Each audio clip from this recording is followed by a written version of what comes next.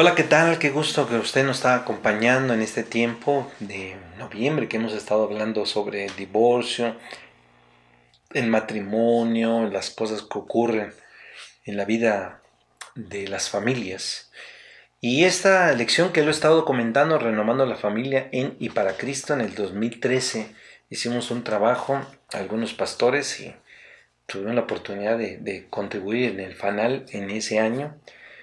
Y dice en la primera carta a los Corintios, en el capítulo 7, en el versículo 11, pero en caso de separarse, que no se vuelva a casar o que se reconcilie con su esposo, de la misma manera que el esposo no abandone a su mujer. Razones bíblicas para que no haya separación en matrimonios cristianos. ¿Hay razones? Oremos.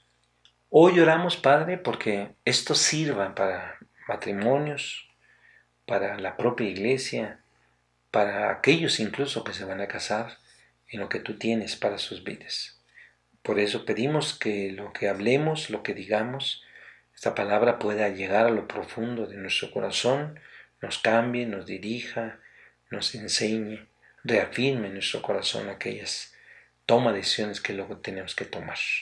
Oramos en el nombre de Jesús. Amén. ¿Cómo podemos entender, cómo podemos aprender, cómo podemos reflexionar si dentro de los matrimonios cristianos finalmente pueda darse una separación? Las razones para entenderlo y aceptarlo y qué se enseña en este texto para nuestras vidas dentro del matrimonio. En años anteriores escuchamos dentro de matrimonios cristianos o mixtos, es decir, aquellos en el cual uno de ellos es cristiano y el otro es de otra denominación, o dos diferentes credos, como algunos dirían, de otro credo distinto. Se oía decir a las madres: hija, si tu esposo es golpeador, borracho, esa es tu cruz. Y hay que aguantarse, ni modo, así lo escogiste, tendrás que aguantarte, no te queda otra. Otras más piadosas expresaban lo siguiente: sigue, sigue, la oración puede mucho, un día a lo mejor cambia y entonces dejará de golpearte. En consecuencia no podía vislumbrarse siquiera una separación hace algunos años, porque de igual forma las madres generalmente, como pastor, algunos han escuchado estos comentarios, y menos en los padres. A veces ya no sé si es por la falta de carácter o por la falta de presencia, pero no divorciarse no lo permitían, porque no estaba en la Biblia nada de esto, que solo la muerte o el adulterio podía ser la causa para que el vínculo matrimonial pudiera romperse, ni pensar que se diera una separación entre los esposos. Es por eso que en este estudio lo que queremos plantear, si existen razones suficientes y por supuesto razones bíblicas para que se dé una separación. ¿Qué dicen nuestros libros de gobierno sobre esto? En particular, que hablen de esta norma para saber qué hacer cuando algún matrimonio con problemas de violencia, ya sea verbal, física, etc., o con problemas de adulterio, deban o no separarse, incluso divorciarse. En el fanal El Espíritu de Dios renueva mi ser, en el 2010, explica lo que hay después del divorcio. Entonces explica que el divorcio no es deseable y si es necesario hacerlo, se debe al pecado del ser humano. Incluso entre los cristianos nunca es inevitable. De igual forma, el divorcio entre cristianos se sujeta bajo ciertas condiciones y formas de proceder. ¿Habla la palabra de Dios de separación entre los esposos? Gordon Fee, en el trabajo que hace este escritor, este teólogo, en 1 Corintios dice: los primeros dos elementos que Pablo recoge en 1 Corintios capítulo 7, del 1 al 24 y 25 al 40, están directamente conectados entre sí, además de relacionarse con el problema que encontramos en 1 Corintios capítulo 6, versículos del 12 al 20. Para el propio autor, los primeros 7 versículos hacen referencia a los casados y que deben permanecer casados en pleno derecho como conviene como casados. El comentario bíblico del Continente Nuevo menciona que los corintios tenían problemas que eran graves con relación al matrimonio. Con una sociedad tolerante a los pecados, era muy común el adulterio, la homosexualidad, la fornicación, el concubinato. El propio comentario que hay dentro de la ley romana y sus tradiciones existían cuatro clases de matrimonio. La ley de los esclavos, que era considerada como una especie subhumana, si se deseaba casar podían vivir juntos en contubernio. Dichos arreglos durarían mientras el amo lo permitía. Al mismo tiempo tenían la libertad de separarlos, de entregarlos a otros compañeros o de venderlo, alguno de ellos o ambos. Significaba que muchos de los cristianos primitivos que eran esclavos, algunos habían vivido así, o la clase que era el usus, una forma de concubinato que reconocía que una pareja estaba casada después de haber vivido por un espacio de un año. Y la tercera era un coempeo, nanum dice, y es cuando el padre vendía a la hija a su probable marido. Y la última clase era de más categoría, clase de los patricios. Parte de la nobleza contrae matrimonios en una ceremonia llamada confarretao. Se basa en un matrimonio cristiano moderno y expresa el comentario adoptado por la Iglesia Católica Romana, agregando ciertas modificaciones que con el paso del tiempo en la reforma del protestantismo lo adoptó también. El apóstol Pablo se refiere a lo que Jesús se menciona en Mateo capítulo 19 y en Mateo 5:32, sobre la separación de parte de los esposos. Y en todo caso, el hablar del principio de manera general a no darse el divorcio. Gordon Fee afirma, este teólogo, que no puede rechazarse las relaciones sexuales dentro del matrimonio, como tampoco se puede disolver el matrimonio por medio del divorcio. Afirma categóricamente en este punto. Se presume que el problema en el sentido que había mujeres que usaban el lema corintio para rechazar las relaciones sexuales y además pugnaban porque el divorcio se diera si las cosas seguían igual.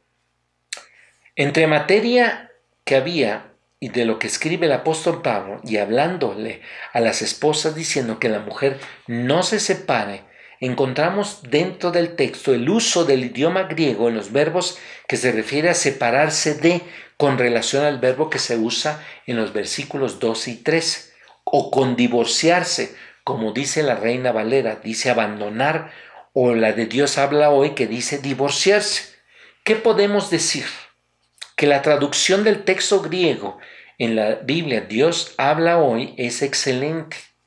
Es claro que dentro de la cultura grecorromana el divorcio se podía legalizar a través de documentos. Ahora dentro de nuestra cultura grecorromana las mujeres podían repudiar a sus maridos y dicen que era más por razones socioeconómicas. Esto lo dice Gordon Fee en su libro ahí en la primera carta a los Corintios. El comentario bíblico del Continente Nuevo expresa lo siguiente. Cuando Pablo menciona este precepto del Señor, que está en la primera carta a los Corintios, capítulo 7, de 10 y 11, tiene que ver con dos partes. Cuando la mujer no se había separado, como ya lo había dicho antes, en realidad el segundo caso implica una violación del primero. ¿Qué dice el comentario sobre esto? De ninguna manera Pablo recomienda la separación, tampoco asume una actitud tremendista cuando ha ocurrido. No hay duda que en los evangelios, en Mateo 19:6, Jesús afirma que Dios había instituido el matrimonio. Entonces las parejas deben saber que no tienen derecho de anular los votos que hicieron. En esta razón dice un escritor, Chris Mayer, menciona en el versículo 11, ni el esposo ni la esposa tienen el poder para invalidar el matrimonio. ¿Pero qué significa que deba separarse? ¿Divorciarse o alejarse de la persona? El propio Chris Mayer comenta que Pablo describe el abandono de la esposa al esposo.